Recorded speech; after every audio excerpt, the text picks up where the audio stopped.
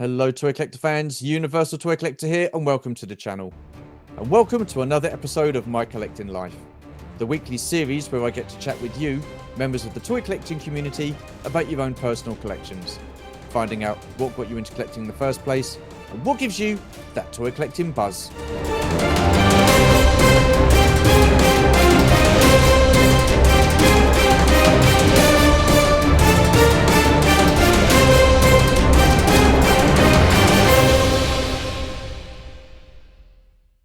Alrighty then, so who is the guest on this week's episode, I hear you all ask?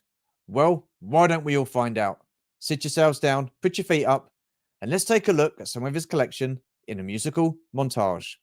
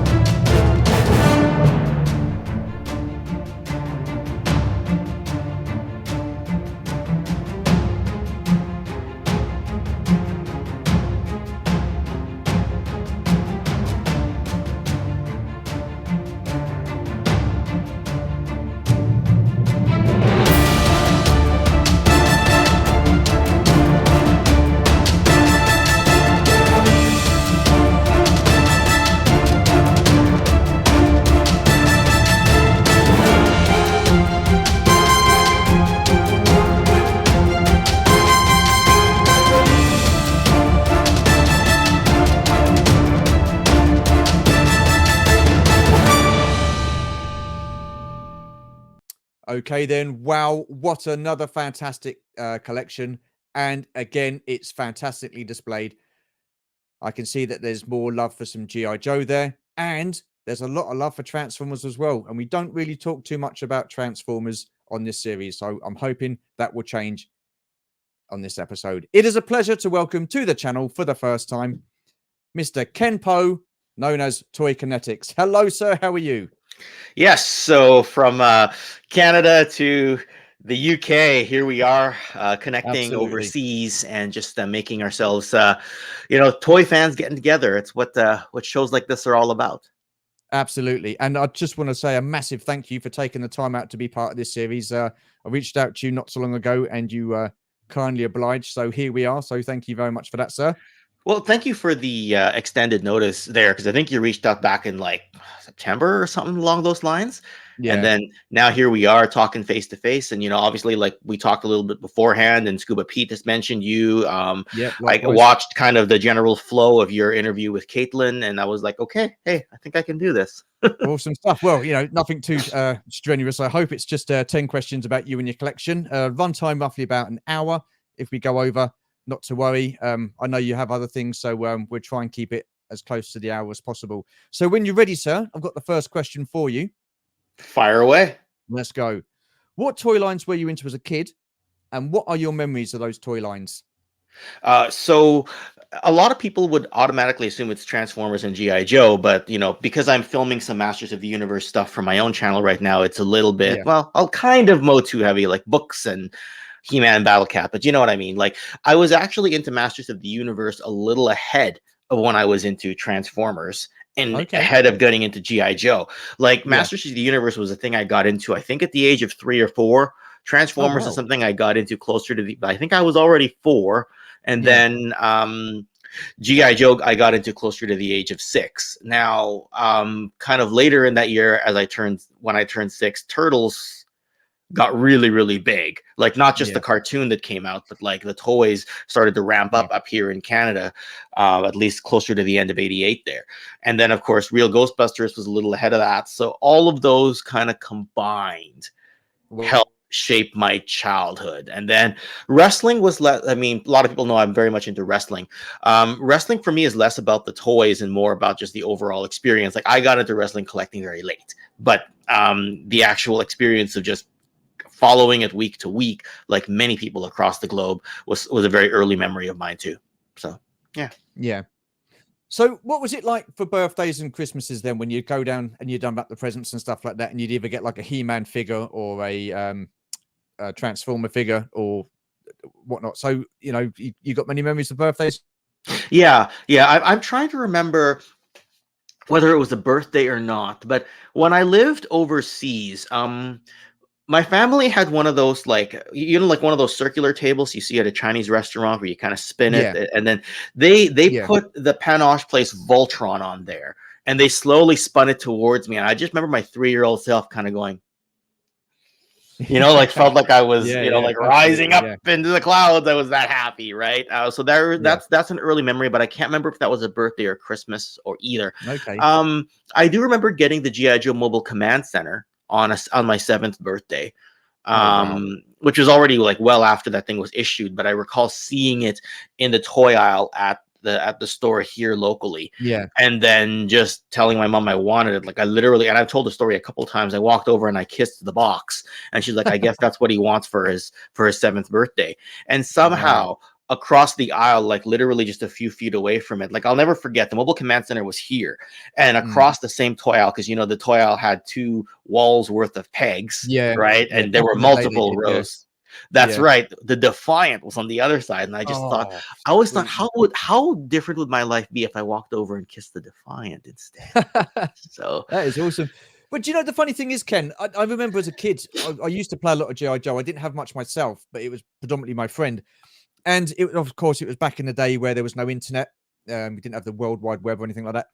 We didn't even know there was such a toy as the Defiant or the US flag or the Mobile Command Center. So we didn't get that in the UK.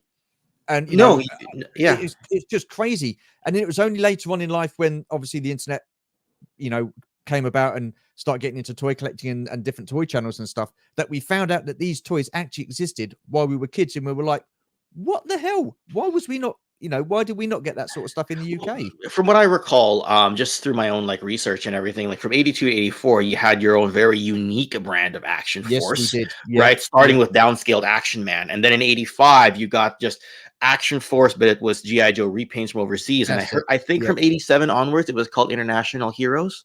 That's it. Yeah. I think that was the Yeah. timeline. I'm obviously I didn't live it, right? But Yeah. just studying the history and the timeline and looking at parallels overseas and saying, oh, you didn't get that 83 figure till 85, or oh, you didn't get that figure till 87. We got it here in 84. Just looking at the parallels. And Yeah. it's very fascinating to hear these stories because you talk to some people like TJC overseas. He lives in the UK, and he has the same memories. It's like it wasn't necessarily GI Joe for him. So yeah. No. I mean, like I say, we did have Action Force, and we, but then Action Force when Palatoy went, and then I think it was Kenner at the time, wasn't it, or Hasbro that bought? No, who built Kenner out? Hasbro, wasn't it? And then Palatoy was a offshoot of Yes. the UK version of Kenner. Yes, it's just that I don't know if there was a transition in between, because I don't remember the year exactly that Hasbro bought out Kenner. That's why Right. I'm hesitating a bit. They eventually got Okay. Kenner, Yeah. but was Yeah. that in the 80s or was that 1990? I feel like it might have been 1990, but I may be mixing it up with Tonka now. You know what I mean? When Oh Bob gosh. Regan's Yeah. new book comes out in a few months, Yes. that'll tell the whole story. Yeah. Right? Absolutely. Absolutely. Right back to when Palatoy was known as the Castleloid Company. Yeah.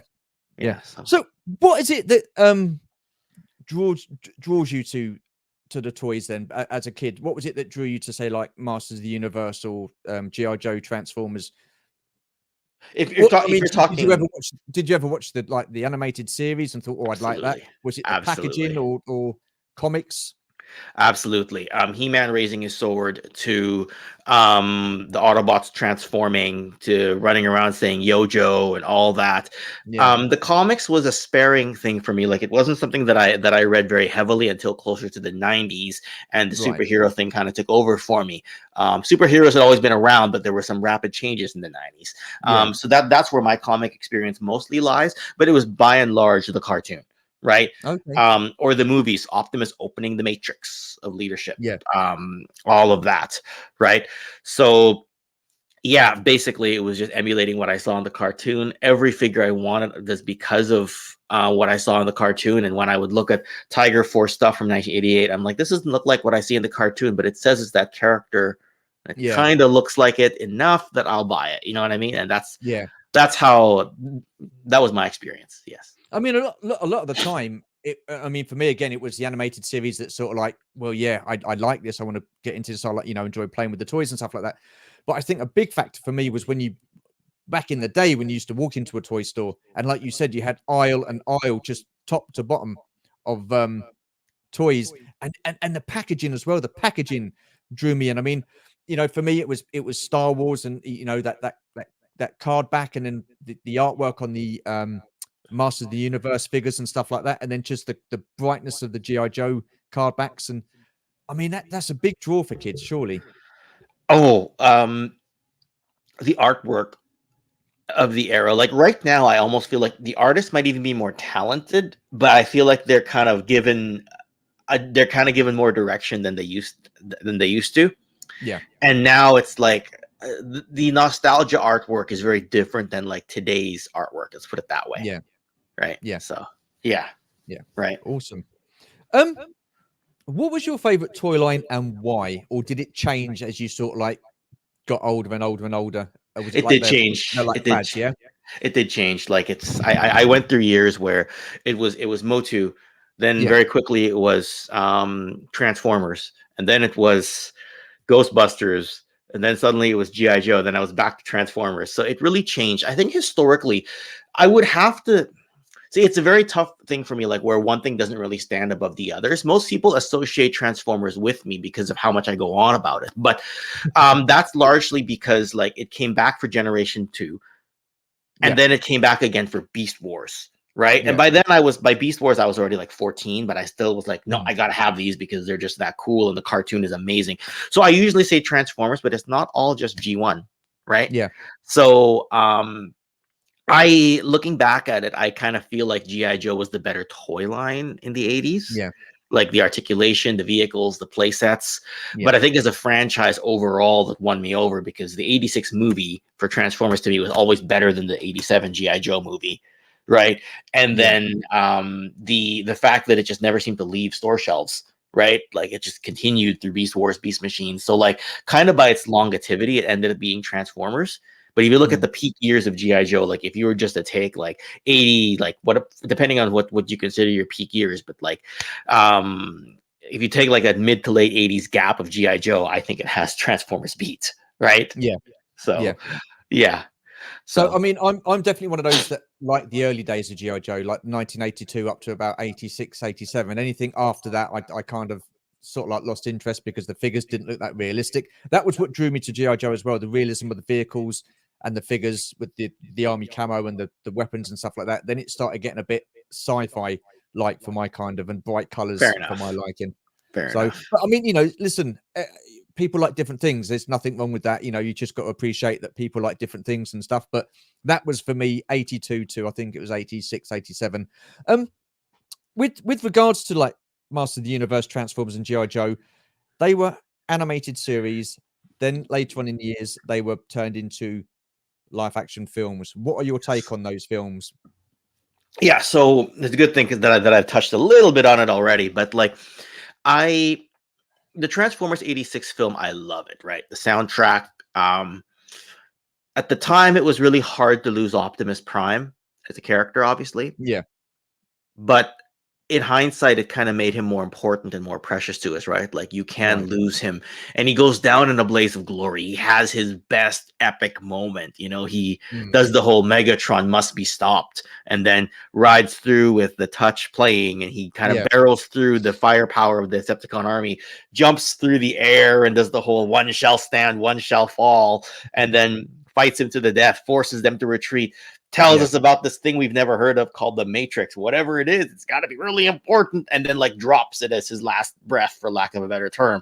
So yeah. getting the new leader in Rodimus, seeing Unicron, for me, that movie stands head and shoulders above any of those other 80s movies. G.I. Joe had its moments. Sorry, did you have a question in the middle? I was going to say I was actually talking about the live action movies with Channing Tatum and the Michael Bay movies. Okay. That's completely different. Like that, my train of thought. This is going to be a hilarious moment for viewers because maybe the viewers picked that up and I didn't. My train of thought just went from here over to down here maybe I didn't face. ask the question clearly enough, so I do apologize for that. No, it's okay. But like my my head just went face plant and my camera just stopped focusing. So it just that the camera lack of focus was an indication of where my brain was just at. So I was just talking about the greatest Transformers movie of all time, and then all of a sudden now Yeah, I got to talk about one of the worst. Or yeah, multiple iterations of the worst. Okay, yeah, I got to be perfectly honest. The Bumblebee 2018 movie, which isn't even really associated with Michael Bay, maybe he was one of the producers, but that one was really good. yeah. I agree with that. Um, Yep, I'm with you on that one. Now the 2007 film is a fun rewatch, but that's all I consider it. It's just fun, right? Yeah, Storyline's kind of neutral. Like, yeah, it's okay yeah. story, but it's a great rewatch, right? The recent Rise of the Beasts, I took my kid to see that in June of this year, and I really had a good time. I would consider that on the higher end of what the franchise can I've not seen that yet. produce. Is it worth watching? So a lot of people, like it wasn't just me. I looked up some lists after the fact. Would say Bumblebee's the best, like you said. Yep, yep, I said as well. The yep. 2007 film and then Rise of the Beasts. That's Wow. usually the order. And then Okay. the rest is kind of like, "Nah, we don't really like these films, but I guess we got Mm. to rank them." You know what I mean? Yeah, yeah, So I remember watching Dark of the Moon in theaters in 2009 and not being particularly impressed, wanting to be impressed because I'm a fanboy first, as I always tell yeah, people, but I still yeah. wasn't impressed, right? I never even finished what was the next one? Dark of the I think I saw what did I say? I saw Revenge of the Fallen, not Dark of the Moon in 2009. I can't remember what I said Right. a moment ago. Yeah. Dark of the Moon I tried to watch and I never got through it. So then I never watched the next two. The G.I. Joe films, bit lackluster. Definitely Yeah. lackluster. Yep. Again, films I wanted to like. So when you talk to me about G.I. Joe films in the 2000s, I tend to like the G.I. Joe Resolute animated film Yes. first, Yep. right? Yep. That was. Yep. Yep. I enjoyed that. Masters of the Universe wouldn't have been an animated. I mean, unless you're talking live action in general, going back to Dolph Lundgren and Frank Dolph Lundgren. That's the Langella. one I mean. Yeah. Yeah. Okay, so even though, so you just talk live action in general, regardless of era. It's so Yeah. funny because I was just watching that the other night, and Okay. the only thing I really took from that film is the phrase "good," good journey when they do that gesture, Yeah. Yeah. because it's a good way to kind of say goodbye um to to friends, right? Because like with GI Joe fans, you kind of have that Yo Joe thing, Yeah. right? If I walk up to you at a convention, which hopefully I can do one day, it's a bit weird if Well, I just hopefully. greet you with "I have the power," it's a bit awkward. But if I say, "Hey, I'm on the way this way. Good journey. I'll see you after lunch," or something like that. Yeah. Yeah. It's a good. I don't know. It almost feels like that was like the best thing I took out of it, right? No, fair enough. I mean, Right? it wasn't the greatest of films. I've got to say. No, I was kind that's of the like left problem. a little bit disappointed because I remember the cartoon, Mm. the figures in the package, and I thought, wow, if they do something like that live action, that was going to be amazing. But it was a bit of a damp squid. Because I know you said Marvel as well. They've transitioned from comics to films. Yeah. Why is it that Marvel can seem to get the recipe right, but Transformers, GI Joe, and the Masters of the Universe kind of struggled? The first thing that popped into my head was you've got Kevin Feige kind of driving the ship, right, and bringing the whole universe together, right? Yeah, They seem to have a magic formula, but like it's not all superhero films, right? Because the DC universe can't seem to get it right, even though they have a good well, no, film this is here, true. Yeah, yeah, right? yeah, So how Marvel got it right, I imagine that there was more planning in the boardroom in terms of what can we do to make things make sense, more so than yeah, let's make a blockbuster, right? yeah, yeah, I'm not sure if the story writers were given more free reign because a lot of times you have a good story writer who's either constrained by budget, timeline, an overbearing producer, things like that, right? yeah. I'm not sure if they were just given more free reign. I'd have to look into that. But a lot of people give Kevin Feige the credit for it for kind of bringing the universe together, right? Fair play, fair play. Slightly sidetracked there, so I do apologise. When did you stop playing with your toys, and when did you become a collector? Okay, so it's hard for me to even pinpoint a time because I feel like I stopped for a very short time because in parallel with Beast Wars getting big, Power Rangers had started a couple years before that, right? Right. And I very Yep. much got into that, right? So I remember like I wasn't playing toys with my friends anymore, but I was still asking, like, if as a teenager, I wasn't working yet in my mid-teens. Yeah. So right through 16, even 17, was I working at the time? No, I don't think I was. If I did, it was just the odd job here and there, nothing as a full-time employee. I would still try to buy the Power Ranger Megazords. I would still try to get some Okay. more stuff. So even through like the age of 17, I still enjoyed toys. My play pattern was a bit different. It was kind of like combine the thing, look at it on the shelf, Mm. imagine a battle in my head, fascinate over it kind of thing. And I came back to collecting as an adult at the age of 20. Oh, Uh, wow. That's quite yeah. early then. Mm. Um, I turned 20 in February of 2002. By December of 2002, I visited my sister over in Boston. She was living there at the time. She doesn't live there anymore, Yeah. but she lived in Boston for a while. And I bought season 2 of the Transformers on DVD and started watching it. I made the commitment. I'm gonna collect these.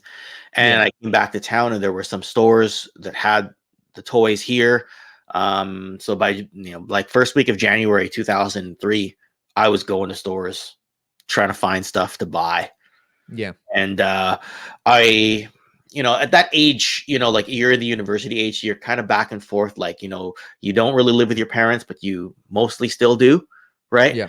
I can't remember. Had I? No, I had no. Actually, that was before I moved out. I'm just trying to get the timelines right in my head. It was before I'd moved out, but my dad was kind of like, "Why are you buying this stuff? You know what I mean? Shouldn't you be Yeah. saving for a home and all that?" And I'm like, "Yeah, I guess I should be." Hey, and that kind of thing went on for like several years, where it's like, "Why are you Yeah. buying this?" Right up until I finished university, and I about a couple of years after I managed to buy my first apartment, and then that stopped. Then he never said anymore, "Why are you doing this?" Right. Yeah. Mind you, by that point, I'm in my mid-20s. He's not really going to nag me too much. But I noticed once I bought my home and I was out of his house, he kind of, That was it.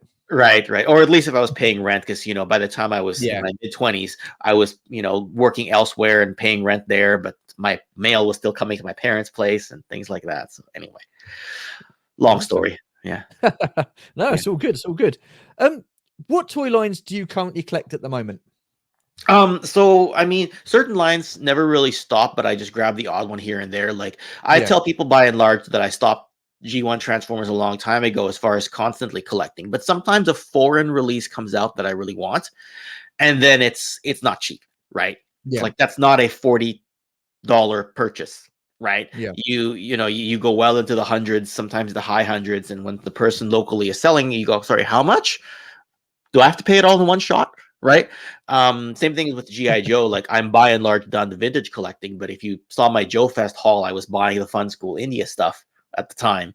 So Yeah. like kind of like back to basics collecting, like early collecting.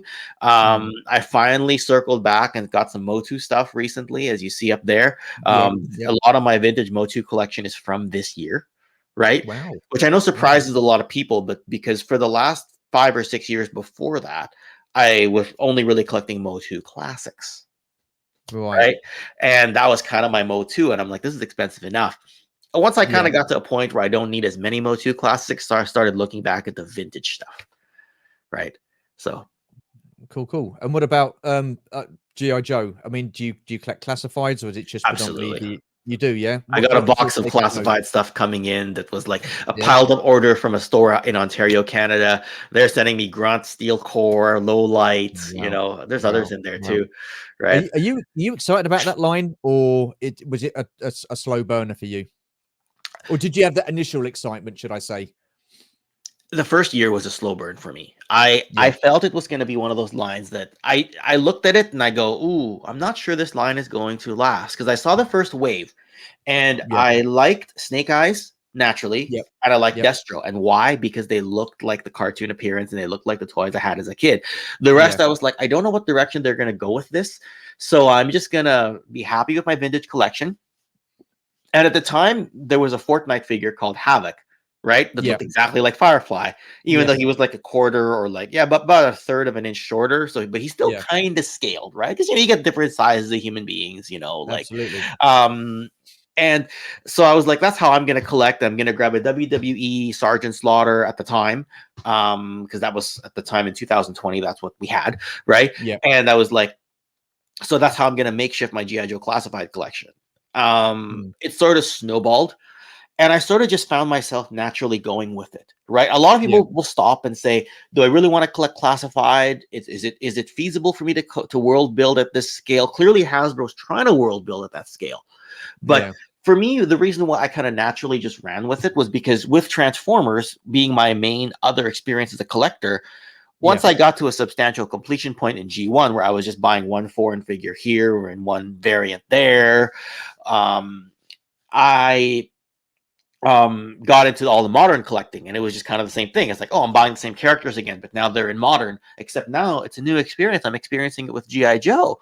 I didn't know Yeah. what to feel, but I knew that every figure I got I liked, at least the ones that are in my collection. There's a lot of figures I'm like, I'm not touching those, Yeah. right? Yeah. So Yeah. I really am glad we have the option of the classified collection. Let's put it that way, right? I Yeah. warmly embrace classified, but I completely understand that it's not everybody's GI Joe, Oh right? yeah. No, I get Right. that. I get that. Right. Yeah. Yeah. Just as Studio 86 and Legacy is not everyone's Transformers, right? Yeah. Or Yeah. Origins is not everybody's Motu, even though that one scales better, some more consistently. So Yeah. maybe I should say Masterverse is not everybody's Motu, Yeah. right? I mean, Hasbro have certainly improved with their GI Joe, the way they look. They've gone back to that more classic 80s look than, as the figures were back in the day. I mean, like you, I was kind of excited to hear that they were going to be doing these 6-inch versions of GI Joe, and I was like, wow, okay, awesome stuff. And then, like you say, the first wave came out, and it was like, again, a bit disappointing, but they've picked up. You mentioned that you like the Snake Eyes and the Destro because they look like the figures back in the 80s. How important was it for you as a kid that the figures looked exactly the same as they did on the TV? I mean, you had Scarlet back in the 3 3/4 inch line, the O-ring version where she didn't have the ponytail. Did that bother you, or was it you knew who it was and you were quite happy to just play? I mean, the only Scarlet I had as a kid was the Ninja Force version that had that had the threaded ponytail. So for me, Oh, I okay, completely like that. That's the one I had as a kid. So when I got yeah, the Scarlet as an adult, like when I was like closer to 2006 era, yeah, um, I noticed it, but by that point, I just kind of accepted it, right? So it yeah, was important they had the general look, right? There were yeah, certain things like Galvatron was purple in the cartoon for Transformers, but he was gray as a yeah, toy. That bugged me a little, yeah. but I kind of rationalized by the fact that Megatron was silvery gray. So I was like, yeah, all right, I'll run with it, because I had that Galvatron toy as a 4 or 5 year old, right? So, Yeah, yeah. Fair dues, fair dues. Do you have a sentimental piece or a prized piece within your collection, yeah, the or Snoopy both? over there and Yeah. his brother over here, right? Oh No, wow. just Okay. kidding. No. Oh God, the Diaclone Battle Convoy, because that's the predecessor to Optimus Prime. And Right. recently, I got the Micro Change Gun Robo, which is the predecessor to Megatron. That might not have shown up in the photos that I sent you because those photos are from a little while ago. But the Okay. Micro Change Gun Robo came just a few months ago, and Yeah. because those by and large launched what became Transformers. Yeah.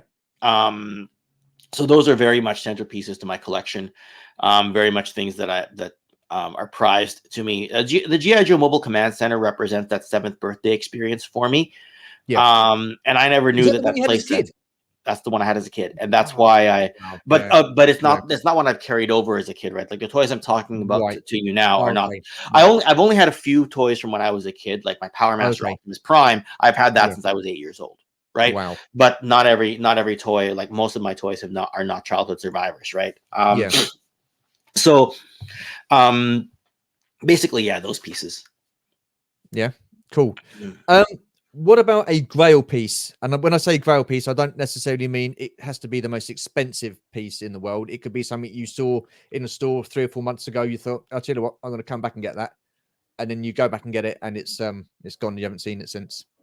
So I will double up my answer from earlier because the Diaclone Battle Convoy and Micro Change Gun Robo Megatron are absolutely grail pieces as well.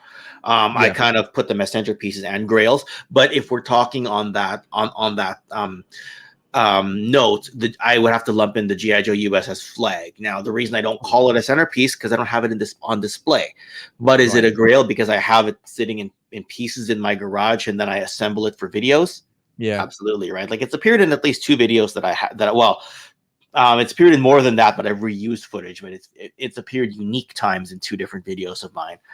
Yeah. Most recently when I reviewed the Haslab Sky Striker and I put it on the deck of the Flag to kind of show it off, right? Okay. What did you make of the Haslab Sky Striker? Okay, so the review that I put up, I was more happy than not. Having said that, there were a few issues in there where I thought Hasbro could do a bit better. One of the things people kept saying is this is a very balanced review, because I know not everybody's fond of the Haslab model. I have friends come up to me and say they can't support that model. It doesn't make sense to them. Fair enough. I commented right away saying, at this point, I've already got the figure, the toy, so I can't really comment on the model at this point. So let's just jump straight to the review. And one of the things I said was that I'm happy to have it because it has certain characters and certain iterations of characters that I would want to buy. For example, Scarlet in the flight suit. I would dropping my microphone. I would buy that if I saw it on hanging on a peg. Night Force Ripcord. I would buy that. Right. The ground crew for Cobra and having a carded Mickey Mouse Cobra Commander. Those are all great things to have. There were certain things like the way they colored the figures, like they were kind of missing that gloss, you know, the helmet on Ripcord was like really, really rubbery, you know, like you can kind of squish it with your fingers like this, which you can't normally do that. And with other helmets, and Scarlet's crossbow was all of a sudden missing a handle, right? So I was like, there's certain things, but that was intentional, obviously, right? But there are certain things like where I'm like, okay, I know those were intentional. I know those were probably budget constraints or something, but it does leave something to be desired. Yeah. Right. Is it a great aesthetic offering for your shelf? And are these figures that I like having because they fill a gap? Absolutely. But I'm sitting there like, it's like looking at something and saying, but you can do better. Right. It's like, you know, your favorite sports team, you know, like in over where you are, soccer / football is kind of a big thing. Hockey's really big over here. Say your favorite sports team wins 2-1. Again, but they had all the tools to win 5-1. You know what I mean? It's still a win. Does that make sense? So that's why when people said you're very balanced, Ken, when you gave that review, and I tried to be, because I'm like, I'll take the win, but I'm sitting there, I'm like, you had a slam dunk going, and you went for the layup, but okay. You could have had the impressive slam dunk, but we'll take the layup because it still counts. You know, I just went to a basketball analogy, but you know, I think you know where I'm going with this. Right? I do. I mean, listen, I got the Sky Striker, and listen, I found it. You know, I enjoyed it. You know, opening the box and seeing that original Sky Striker art on the box again. It's, for me, it's not just about the vehicle, the figures, it's about the whole package. And with that package, you know, you get the box as well. And I love the art on that. And it was just a throwback to, you know, when we had the original Sky Striker. Were there QC issues? Yes. But I think this day and age, you get QC issues in practically everything. Yes. You know, it's not just Hasbro. So it's in all walks of life. You're going to get QC issues. My look at it is that companies these days are looking to gain maximum output for minimum input. So they put less money in, and less money in, but they want to get a load of money out of it. The figures wise, I kept mine carded. I've not opened mine, so I couldn't tell you about the squashy helmet. I think a lot of people are also saying that Cobra Commander come with 2 left arms or 2 right arms. I mean, mine didn't. Otherwise, I would have been really like, you'd have really heard about that. I mean, there were some photos circulating on the internet, and I feel really bad for anyone who that happened to. I mean, because that Mickey Mouse Cobra Commander, you don't like, the vintage one is so hard to come by. Right. This was obviously an affordable offering because you're getting it with the Sky Striker set. Obviously, if you wanted to get that carded figure now, that's only going to go up in price. Yeah. So I've seen that before for like 300 plus Canadian. And that was a few years ago here, loose, complete, in good condition at stores. I can't remember if it had the file card or not. But like, to me, I can't remember if that figure was ever released on card now that I'm talking about it.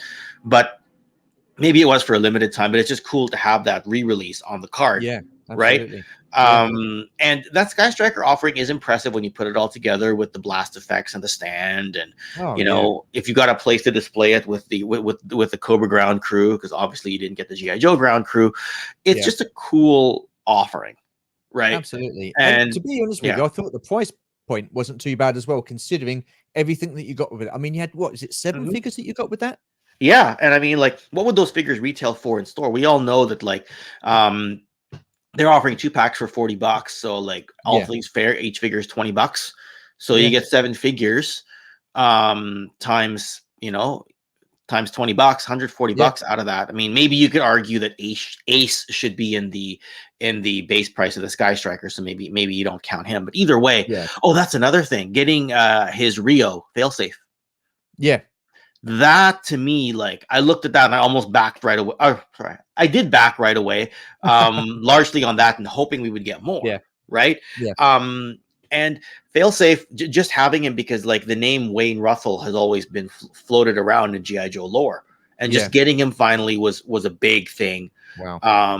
Because I mean, imagine trying to get that figure on the secondary market. And that was one of the Yeah. reasons why I backed it, Yeah. because I was like, well, even if I bought a vintage Sky Striker, which I didn't have, but even let's say Yeah. I did, what would it cost me to get that Wayne Russell figure, right? Yeah. And then obviously Night Force Ripcord, which looks good with my Night Force collection, Scarlet, all that.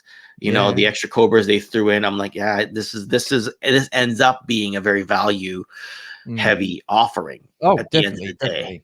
right? What about the classified Haslabs? Did you back those? The Dragonfly and the His Tank?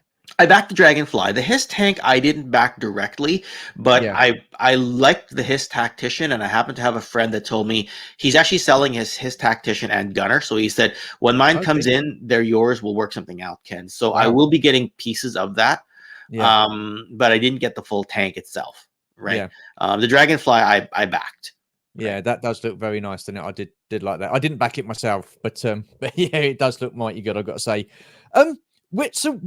As on the whole, then, where do you stand with the Haslab projects? Because, like you say, you've got friends that turn around and say to you, they can't back it. It's not their thing. Where do you stand on the Haslab projects? Do you think So they're a good thing or not? So here's the thing, right? And it's difficult for a person like me to answer because, like I always say, like it comes down to your natural instinct, right? If you're critical first and fanboy second, then obviously you're gonna question the whole ethics about Haslab. For me, the first question that comes through my head, like a lot of people, the first question they have is, should this be a Haslab? Why is this a Haslab? Why Haslab? That's for a lot of people. That's the first question. My first question is, do I need that in my collection? For whatever reason, that's the first thing I ask. And the Yeah, whole thing is, should this be a Haslab? Doesn't come till later, right? So it's one of those things that, like, the story we're being told is that the company doesn't want to greenlight these items. This is the only way that the people who want to do these passion projects can get them done, by taking the risk off the company. So for me, it's like a grudging sort of like, well, if that's the only way we can get it, and that's where I stand with it, is I'm okay with it, but I'm also hoping that it's a sign of the times that it'll change, that eventually the companies will turn around and say, we've experimented with this enough. That next item that would have been a Haslab no longer needs to be a Haslab. We have the confidence now to put the money up and get that for pre-order. Does that make sense? yeah, it makes sense. It makes perfect sense, and I Yeah. think, listen, as a company, I think, whether I agree with it or not, I'm looking at it from a total company point of view. It makes perfect sense. It really does, because, like you say, take for example, the sail barge. Right, that isn't a vehicle where people are going to want, have that on store shelves. People are going to want to pay 500 quid for that. If I was a kid and I went to my mum and dad, oh yeah, I want that for Christmas, and it's like 450 quid, 500 quid, that'd be like a no. No, you're not getting it. If my kid asked for that, he's 8 years old, I would never give him that. Absolutely. Right? Absolutely. Like, get to $100 and maybe we'll talk. Right? Yeah. You But know, there's no way that was going to sell for $100. It's the same with the Ghost. It's no, the same with the Razor Crest. So absolutely. there's no way that they're going to do that.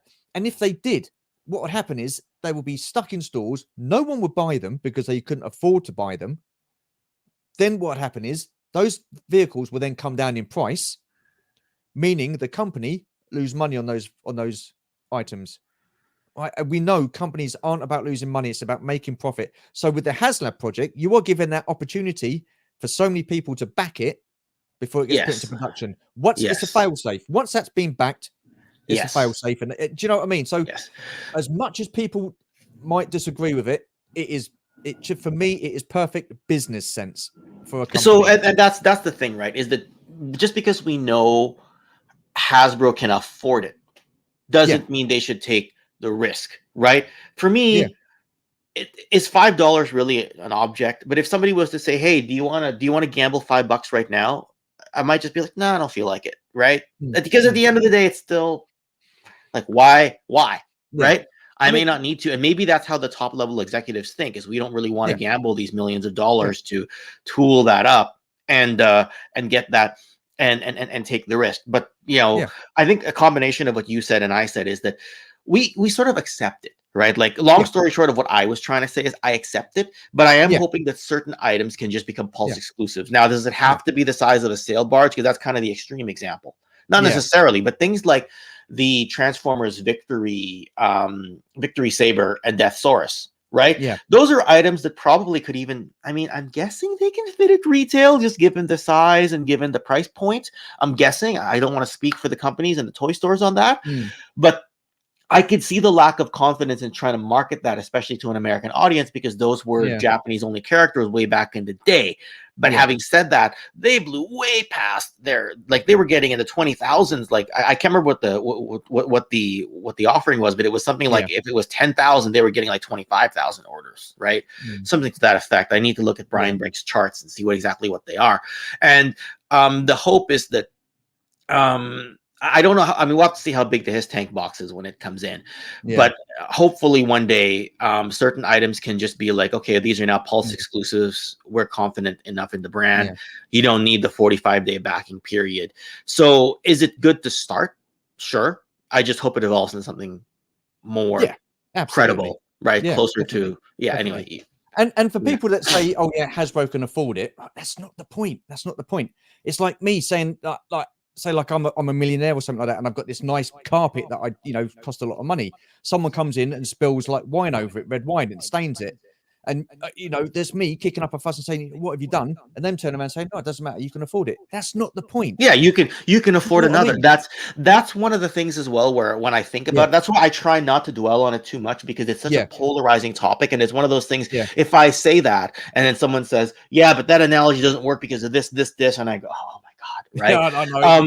Because at the end of the day, I still respect the opinion of who I'm having the conversation with. Absolutely. Right? Even if you were sitting here hating on Haslab, I would not be lambasting you for it, because I would never apologize for that model. But I also don't encourage it. And that's why my first instinct is, do I need it in my collection? If I hated it, if I hated Haslab, I wouldn't be getting the Haslab projects. I wouldn't have got the Razor. But you know what I mean?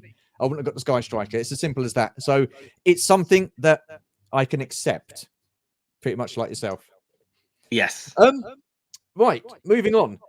If you could only collect one toy line going forward, what would it be and why? Oh, this is always the hardest question ever, because it's sort of like, all right, it's probably not wrestling, because I got used to just watching that. So it's always going to be a coin toss. Is it G.I. Joe or is it Transformers, right? Historically, for me, it was always Transformers. But for me, the rising tide right now is I'm finally part of a community of G.I. Joe people. Like, I've always been part of my local Transformers community, and I could never enjoy G.I. Joe with anybody. So, like, if it was just going forward, I would probably stick with G.I. Joe, assuming I don't have to purge everything in the past, right? If I have to purge everything in the past, no, you don't have to purge everything in the past. It's just going forward. You could only collect one toy line. Yeah, because I'm a little ho hum now about collecting Transformers, because I've been with it for so long. Yeah, I'd probably go G.I. Joe. Okay. Right. Okay. I was tempted to say Motu because I don't have as many characters, but I've got a decent classics collection, so I'd probably say Joe's. Yeah, sweet. Yeah. Is the G.I. Joe community bigger than the Transformer community then? No, No? But it from what I can tell, it's more tightly knit. People who know each Right. other, and there's a very Right. vocal base there. From what I can Okay. see, and maybe I'm just not part of enough Transformers communities because I'm mostly on my local one, and then plus what I see a little bit here and there on Facebook, it seems a bit more pocketed and segmented because it's a very international market, right? Mm. So I feel like, I mean, you see it just when um I think Victory Saber got like 20. I really got to look it up. Like maybe I'll just look it up right now. Like how many people back Haslab Victory Saber? But like you see, like how many thousands of people will back something that's kind of an obscure character, right? Yeah. Versus how many people would back like a His Tank, which is the most recognizable GI Joe vehicle. Like let's just have a quick look Yeah. here on my other Sure. browser tab. I've got it open. Haslab Victory Saber, target 11,000, 26,000 backers, right? Wow. Right. And Haslab, let me just have a look at the His Tank, right? Maybe this isn't the best comparison just because one's classified scale, and actually no, they're both modern, so no, it is a Yeah. fair comparison. Yeah, His Tank got 26,000, target 8,000, right? Right. So they're both in the 26 range, but you got to look. One is like the most recognizable Cobra vehicle of all time. The other Yeah. was only a Japanese exclusive, right? Right. Okay. So that kind of tells you what the bigger fan base is, right? Yeah. I wish they were on par because for me, those two franchises are on par, right? Yeah. They're like it used to be one Transformers, two GI Joe, but as I got more into the community and its classified's gotten better, and I learned more about international releases, it's now 1 and 1A, right? Yeah. So, Absolutely. Cool. so Cool. Well, no, it it's just is the bigger fascinating for me market. because I'm still learning about things. I don't know absolutely everything. So talking to people like yourselves who are like in the know, it's interesting to me to find out this sort of stuff as well. So I find it really Well, interesting. and to touch base back on what you said about the movie franchises, they released the Transformers movies first, right? Yeah. Even going back to '86, they released it first. But then, in the live action films, they did the 2007 Transformers movie before doing the 2009 GI Joe one, right? Yeah. When you can count all the Michael Bay stuff, there's a whole market for that as well because those movies kept coming out, whereas they kind of gave up on GI Joe, right? Yeah. And then when Snake Eyes came out, I kind of thought, okay, they better knock this one out of the park because if they're not going to get the big blockbuster ensemble cast films, they're going to focus on Snake Eyes. And I know there was a bit of an ensemble cast in that film, but not to Yeah. the extent of what GI Joe can do. So, Yeah. long story short, when Snake Eyes was announced, I was like, this could be their Bumblebee. Yeah. And I really hope it is. And then it wasn't. And then I was like, oh, damn. Right. So to Yeah. me, it's always like G.I. Joe is always trying to replicate, like Hasbro's always trying to get G.I. Joe to replicate the success of what Transformers is. Now, thankfully, from a modern line perspective, they're succeeding to some degree with Classified. I just hope that they get a Netflix cartoon out like Transformers has, like Motu has. Yeah. And really tap into that extended fan base and maybe even roll some kids back into it as well. But the Because for thing me, is, I mean, even it feels even like those only Netflix, adults are buying Joes right now. yeah, but even those Netflix cartoons for Motu and Transformers, that got some backlash. Oh, it wasn't the original voice actors. It was Yeah. too dark. It was very much like, everything's got to be like Batman these days and stuff like that. Do you know what I mean? Or something along those lines. I personally, I quite enjoyed, well, listen, the Transformers one, I enjoyed that immensely. I thought it was very well done. The artwork was superb. It was. No, but it wasn't the original voice actors. But I can live with that. People can't go on and do stuff forever and ever and ever. There's got to be a point where people stop and the new people come in and do that. I don't have a problem with that. So Transformers, I really enjoyed.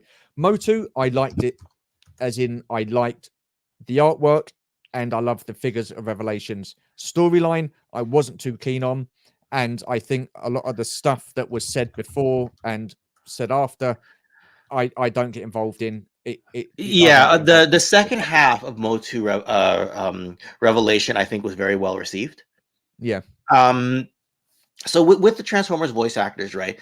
So I know it was a couple of years ago, but even if you were to do a series today, which you still can, people always forget that Peter Cullen is 82 years old. Absolutely. Yeah. Yeah. And what I've always said is that, well, if you can't get Peter Cullen, get the guy who voiced Optimus Primal in the Beast Wars cartoon, Gary Chalk, because he's a very recognized voice actor, and he did that amazing. You can get him to voice any Prime. Oh wait, he's 71. Yeah. Yeah. You know what I mean? So I'm It's, like, you know what I mean? Yeah. To me, those will always be the best voices for Prime. But Yeah, at the end of the day, I mean, I wasn't crazy about the voice acting in Transformers War for Cybertron.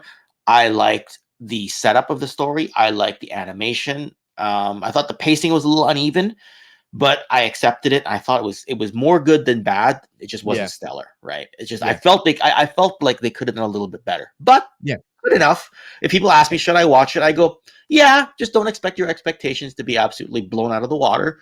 But it's yeah. not bad. Right? It's not No, bad, like I say, right? it looked good, as in the artwork and the animation. I like that. I think they could have sort of like worked on the storyline a little bit. Um, right. What inspired you to start a YouTube channel? Ooh, Toys That Made Us. Okay, Um, yeah, yeah, I've seen that awesome series. Also because I was in some Facebook groups and I would put up like really long posts about history related stuff. And Yeah, all of a sudden now I wanted to transition into something more video format, because who wants to read 5 paragraphs of something, right? I could yeah, just write 50 paragraphs and turn it into a script and make a video out of it, right? yeah, There's multiple historians for toy historians on YouTube, and there's multiple like historians of other stuff. Like I watch a lot of wrestling histories, right? mm, So I mean, like, I'm not sure how familiar you are with my channel, but I love like deep diving the histories and who is this yeah, character, and this particular year of toys, and I like doing that, and I comment on that more. I mean, I do comment on the current toy industry as well, especially the yeah, independent toys, but I do a lot of histories as well. So to me, yeah, Toys That Made Us was a big one there. yeah, Toy Hunter to some degree, but like that's has a completely different format, mm, yeah, right? Just trying to think, right? Because sometimes it's like one video way back in the day, like Retro Blasting will do like one really good deep dive. Well, he's done yeah, lots of deep dives, but like there'll be like one that was like an entryway for you, right? And you'd be like, oh yeah, yeah, that video he did. That means people think like that. I can do a similar level of depth to mine. You know what I mean? So, yeah, yeah. I mean, I that's, gotta say, as an I do example. like these toy history videos. I enjoy them. I find it fascinating because it's good to see. It's good to see the history of the toys and stuff like that, and where they originated from, what the idea was behind it, and stuff like that. And yeah, I like all that sort of stuff.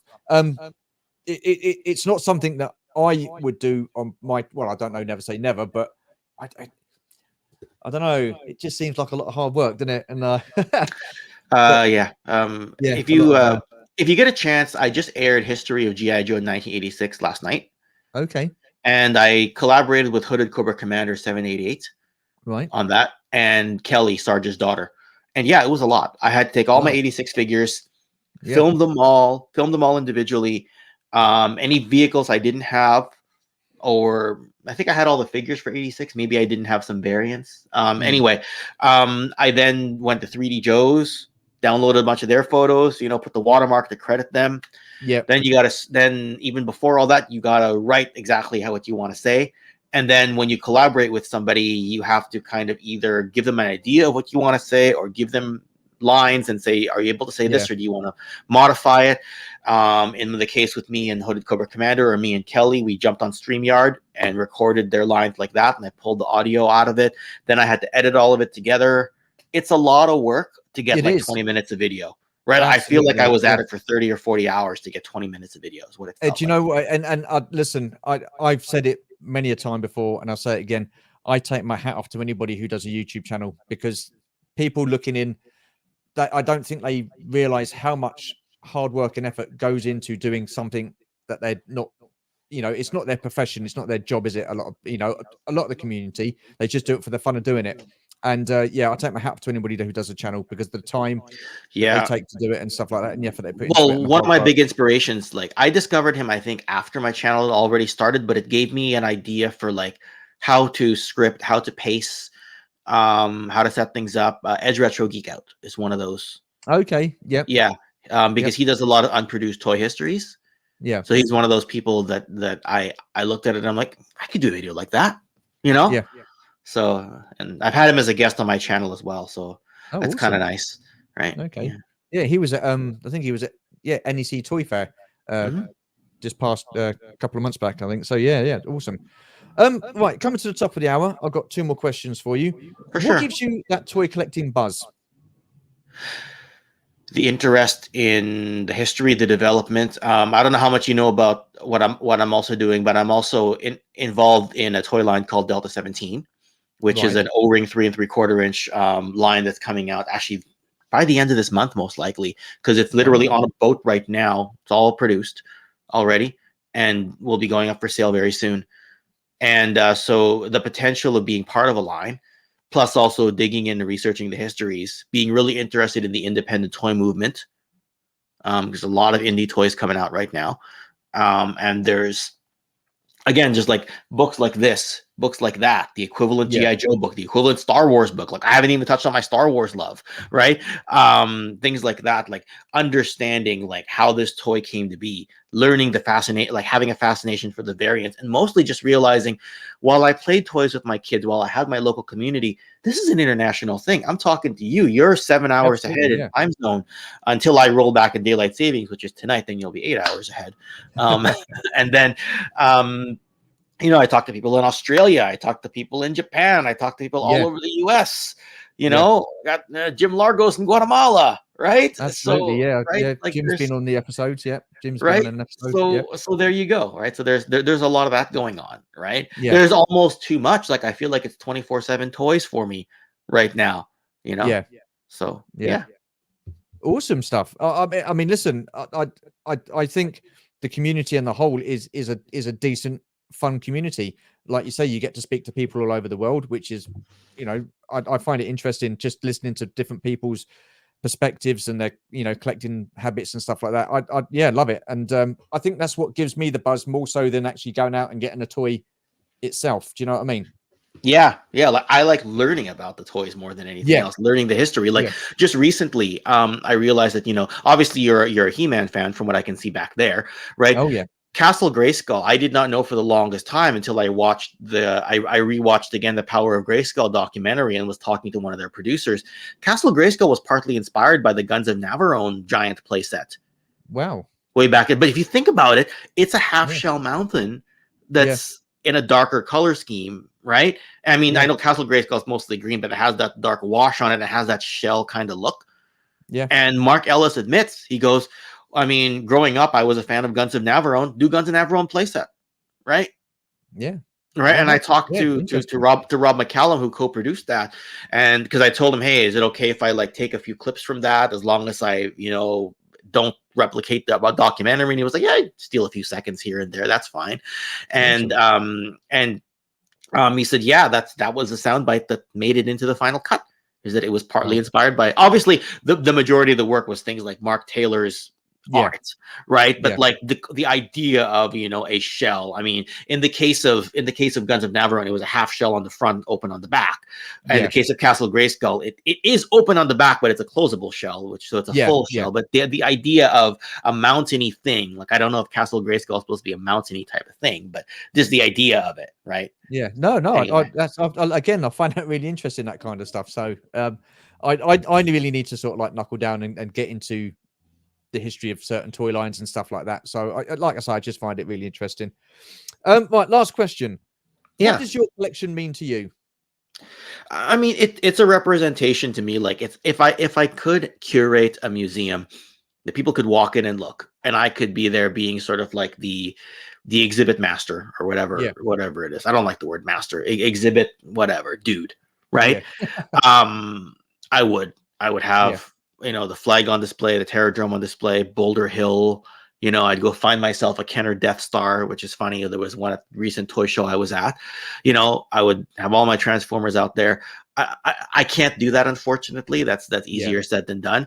The collection to me is an amalgamation of the best parts of pop culture, the meaningful childhood we had, and the fortunate nature we had to grow up in the era that we did. It was a simpler time back then, Absolutely. innocent time back then. Yeah. The magic of the Saturday morning cartoon, the magic of I used to watch GI Joe at 7:30 in the morning before going to school over my breakfast. Yeah. Right, remember having that memory and having the theme song come in, and me just loving that theme song, watching it after school. Watching Batman the animated series after school, right? waiting for X-Men to come on, waiting for Transformers to come on. It's the evolution of, to me, the best parts of entertainment culture. Yep. In the cartoon and comic space, right? Yeah. So absolutely. Yeah. No, I'm loving that, and I listen. Everything you said, spot on. I just it's just fantastic. It was a simpler time. It was an innocent time, and it was probably for our generation the best time, because I mean the 80s, you had so much going on in the 80s. I always call it Brilliant the animated golden series. age, right? Yeah. And some people think we're in a golden age now. And I made, again, I not to keep harping on things I've done in the past, but like I made a video about the golden age, and I made a video about the current age of toys. And I think that when it comes to a golden age, you don't really, like, you're already at the summit. We loved what we had. We didn't question it a whole lot. Maybe because we were children. We're in an era now where every toy, like we're critical of Haslab. We're critical of indie toy lines that come out. I'm sure someone will find a QC issue on Delta 17. We're kind of like a renaissance boom right now. That's what I call it, right? Now we kind of like confront the construction of the toy and the delivery of it more so than just accepting it blissfully, right? Yeah. So, you know. I mean, listen, the way people go on these days, it's like QC issues are a new thing. They're not. There was QC issues back in the 80s. There was QC issues back in the 70s. It's not a new thing. It's exactly. So basically, it just gets highlighted more because there's people like us out there that are on YouTube and people that review these toys and stuff like that. So you never had that back in the 70s and 80s, not to this extent. Anyhow, Ken, that has come to the end of the conversation. I've got to say, a real interesting conversation. I've really enjoyed chatting to you. Thank you so much for taking the time out to do this. It does mean a lot, my friend. Where can people find you on social media? You can look up Toy Kennections on YouTube here. Toy Kennections, all one word, on Instagram. I'm also on Twitter. I've got a Facebook page as well. So all the social media portals out there. I'm more likely to reply on Instagram if you send a direct message. And otherwise, Delta17toys.com will be the line that I've partnered with to get that line out. Let me just write that down. Delta17 toys.com. Delta17 Yeah. toys.com. By the time this video goes up, things aren't going to be for sale yet, but they would be within a few weeks of that. So I got to So anyway, that's where we're at. And I want to thank you for inviting me on here and having this conversation. No, pleasure. It's funny because you and I kind of have the same orbit of friends, but we'd never connected until you reached out. Now I was really appreciative, right? So when you introduced yourself, I was like, I know you. Like our friends have connected. So it's funny. I mean, listen, I will reach out to anybody, and have a good chat with them about toys and stuff like that. I'm glad I did, because I've just had an amazing time. It's, like I said, been really interesting chatting to you, Ken. What I should do is, in the description below, I will leave the links to all your social media platforms. Oh, thank you. So people can look you up and stuff like that. If you aren't following Ken on Instagram, or you're not subbed to his channel, please do. Awesome guy, awesome channel, awesome content. And a real pleasure. Once again, this has been Ken from Toy Kinetics. Thank you so much, sir. Appreciate all those people watching and that have stayed with us till the end. Thank you so much. Take care, stay safe, and we shall see you in the next video. Bye for now.